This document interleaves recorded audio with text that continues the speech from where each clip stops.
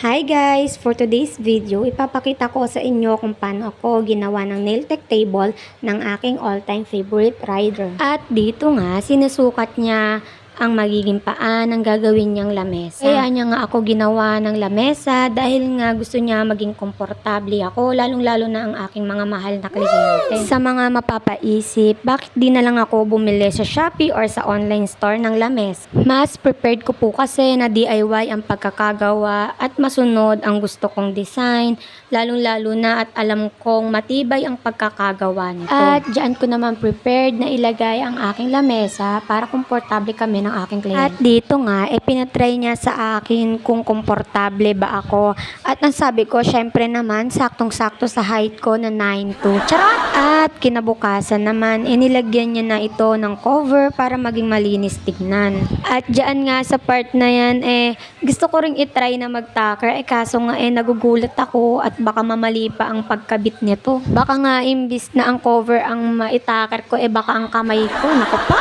Lalong-lalo na ang kamay ko pa man din ang katulong ko sa aking trabaho bilang isang nail technician and hairdresser. At dito nga, ginawa niya rin ako ng DIY na ilaw. Sabi niya nga para hindi ako madiliman pag gumagawa ako ng nails. At dito nga, pininturahan niya na ang aking nail tech table. Prepared ko sana kulay pink para pang kikay-kikay. Naisip ko naman na uso na kasi ang aesthetic design, kaya nauwi kami sa color gold. At dahil nga may kliyente ang aking asawa, ayan nga, gabi niya na natapos ang aking table. At ayan, ang ganda ng ilaw, 3 colors siya. 3 colors yung binili niya sa akin sa Shopee. At ayan na nga po, tapos na nga po. Sa mga nagtatanong naman po kung magkano ang nagastos ko dito sa aking nail tech table is almost 3,000. Lahat-lahat na po, kasama na po ang ilaw. And then, syempre, for the flex tayo ng table ko dyan, kahit Agardo Versosa na ang Mari Cakes nyo. Charot!